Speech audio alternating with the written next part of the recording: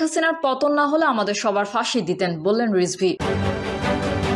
দ্রুত জাতীয় নির্বাচন চান মির্জা ফখরুল। জানাবো, জাতীয় নির্বাচনের আগে স্থানীয় নির্বাচনের দাবি ভালো লক্ষণ নয়।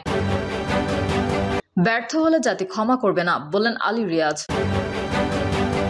এবং সর্বশেষ জানাবো, হুমকির অভিযোগ স্থগিত হলো ঢাকা মহানগর নাট্য উৎসব।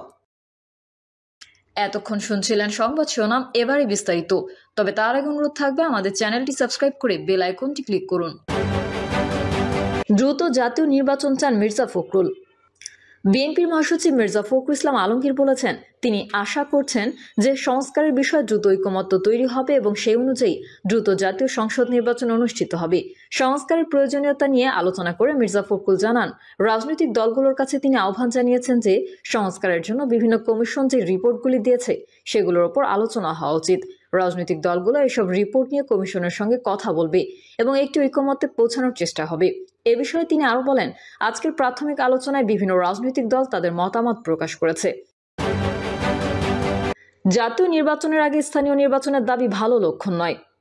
জাতীয় নির্বাচনের আগে স্থানীয় সরকারের ধুয়ো তোলা ভালো লক্ষণ নয় বলে মন্তব্য করেছেন বিপ্লবী ওয়ার্কার্স পার্টির সাধারণ সম্পাদক সাইফুল হক। সাইফুল হক বলেন, গণহত্যার বিচার সংস্কার ও জাতীয় নির্বাচনের ব্যাপারে মতৈক্য রয়েছে।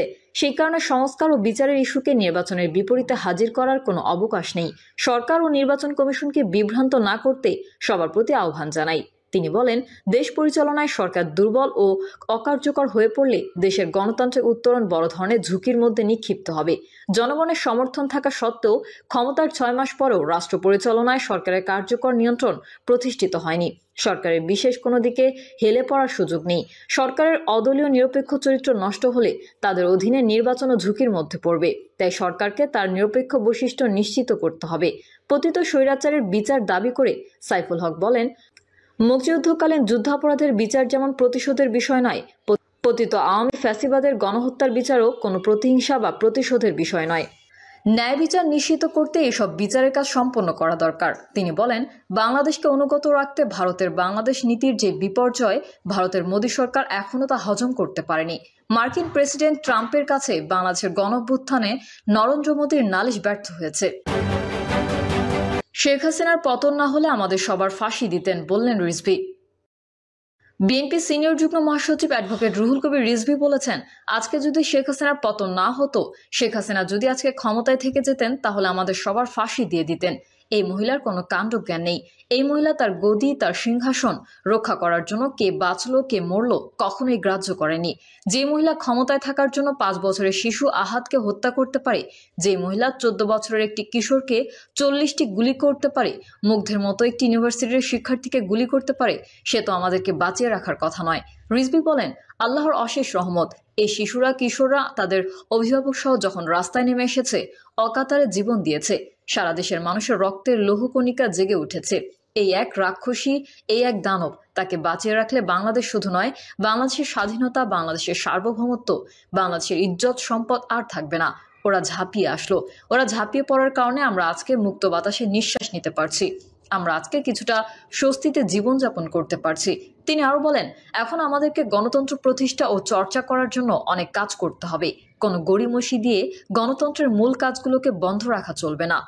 রিজভী বলেন, একটা সুষ্ঠু নির্বাচন হলে এদেশের ভোটাররা জানে কাকে ভোট দিতে হয়। সেই কারণে জনগণের প্রতি সন্দেহ পোষণ করে শেখ হাসিনা একটি অবাধ সুষ্ঠু নির্বাচন দেননি। দিনের ভোট রাতে করেছেন।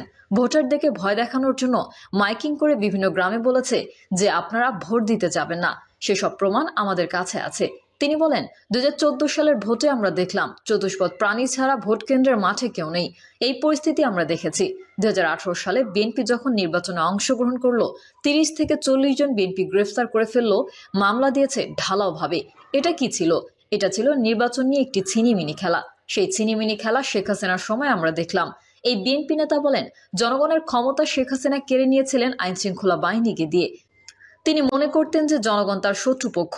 এখন পরিবর্তিত পরিস্থিতিতে ডক্টর মোহাম্মদ ইউনূসের সরকারকে সমস্ত গণতান্ত্রিক রাজনৈতিক দল সমর্থন দিয়েছে। আমরা প্রত্যাশা করি এই সরকার জনগণের ক্ষমতা জনগণকে ফিরিয়ে দেবে জাতীয় সংসদ নির্বাচনের মধ্যে দিয়ে। রিজভী বলেন, স্থানীয় সরকার নির্বাচন আগে করার কারণটা কি আমি জানি না। তাহলে কি একটি রাজনৈতিক দল যাদের দমন পীড়ন করেছে শেখ হাসিনা, তাদের প্রতি আপনাদের কোনো আস্থা নেই? এখনকার প্রথম দায়িত্ব হচ্ছে গণতান্ত্রিক সরকার গঠন করা। তার জন্য জাতীয় সংসদ নির্বাচন আগে দিতে হবে, তার পরবর্তী পর্যায়ে অন্য সকল নির্বাচন হবে। এটা তো পরীক্ষাও করতে হবে রাজনৈতিক সরকারের অধীনে অবাধ সুষ্ঠু নির্বাচন হতে পারে। এটা দেখার জন্য তো আগে সরকার গঠন করতে হবে, জাতীয় সংসদ নির্বাচন করতে হবে। আগে স্থানীয় সরকার নির্বাচন দিলে তাহলে কি তারা বিশ্বাস করছেন না? তাহলে তো অবিশ্বাস থেকেই গেল। যে অবিশ্বাস শেখ হাসিনা সৃষ্টি করেছিলেন, যে অবিশ্বাসের বিরুদ্ধে এত লড়াই, এত সংগ্রাম। শেখ হাসিনা এত গুম করেছেন, এত খুন করেছেন, এত ক্রস ফায়ার দিয়েছেন। সুতরাং সরকারের উচিত সবকিছুর আগে জাতীয় সংসদ নির্বাচন দিয়ে গণতন্ত্রের যাত্রাকে ত্বরান্বিত করা। ব্যর্থ হলে জাতি ক্ষমা করবে না, বললেন আলী রিয়াজ। নতুন বাংলাদেশের পথরেখা তৈরির জন্য জাতি দায়িত্ব দিয়েছে উল্লেখ করে জাতীয় ঐকমত্য কমিশনের সহসভাপতি অধ্যাপক আলী রিয়াজ বলেন, এই কাজে ব্যর্থ হলে জাতি আমাদের ক্ষমা করবে না। দীর্ঘদিন সংগ্রাম ও অনেক প্রাণের বিনিময়ে আমরা এখানে এসেছি। 6টি কমিশনের প্রস্তাবে সেই পথরেখার কথা উল্লেখ আছে। এখন আমাদের কাছে সুপারিশের বিষয় ঐকমত্য তৈরি, বাস্তবায়নের পথ পদ্ধতি তৈরি করা, রাষ্ট্রের সংস্কার চলমান প্রক্রিয়া উল্লেখ করে তিনি বলেন, শুরু না করলে সেই প্রক্রিয়া অগ্রসর হবে না। প্রক্রিয়া অগ্রসরে সবার ঐকমত্য জরুরি বলেও জানান আলী রিয়াজ। তিনি বলেন, ঐকমত্য করতে রাজনৈতিক দলের সঙ্গে দলগত ও জোটগত বৈঠক করব, কিন্তু আনুষ্ঠানিক বৈঠকের আগে সবচেয়ে জরুরি হচ্ছে রাজনৈতিক দলগুলোর সঙ্গে আনুষ্ঠানিক ও অনানুষ্ঠানিক যোগাযোগ রাখা। বিভিন্ন সময়ে আমরা আবারও মিলিত হব। আলী রিয়াজ বলেন, আমাদের লক্ষ্য যেহেতু এক, রাষ্ট্রের বিভিন্ন পদ্ধতির সংস্কার করা এবং দ্রুততম সময়ে নির্বাচন করা, তাই আনুষ্ঠানিক যোগাযোগের পাশাপাশি বোঝাপড়া তৈরি ও একত্রে কাজ করা জরুরি। রাজনৈতিক দলগুলোর কাছ থেকে সেই সহযোগিতা পাবেন বলে মনে করেন আলী রিয়াজ। আলাপ আলোচনার মাধ্যমে জাতীয় সনদ তৈরি করা সম্ভব হবেও বলে মন্তব্য করেন তিনি। আলী রিয়াজ বলেন, আমাদের কাজ হচ্ছে আপনাদের সহযোগিতা করা, সবার আলাপ আলোচনার মাধ্যমে জাতীয় সনদ তৈরি করার প্রচেষ্টা অব্যাহত রাখা ও যত দ্রুত সময়ের মধ্যে নির্বাচনের দিকে অগ্রসর হওয়া, এমন দলিল তৈরি করা যাতে নতুন বাংলাদেশের প্রথম রেখা তৈরি করা যাবে। হুমকির অভিযোগে স্থগিত ঢাকা মহানগর নাট্য উৎসব। হুমকির অভিযোগে স্থগিত ঘোষণা করা হয়েছে ঢাকা মহানগর নাট্য উৎসব। শনিবার বিকেল 5টায় ঢাকার নাটক সরণির মহিলা সমিতি মিলনায়তনে মুক্তিযুদ্ধ বিষয়ক নাটক পায়ের আওয়াজ পাওয়া যায় মঞ্চস্থ হওয়ার কথা ছিল। উৎসবের 3টি পর্যায়ে একটি করে নাটক মঞ্চস্থ করার কথা ছিল 85টা নাট্য দলের। এই তথ্য নিশ্চিত করেছেন ঢাকা মহানগর নাট্য পরিষদের আহ্বায়ক ঠান্ডু রায়হান।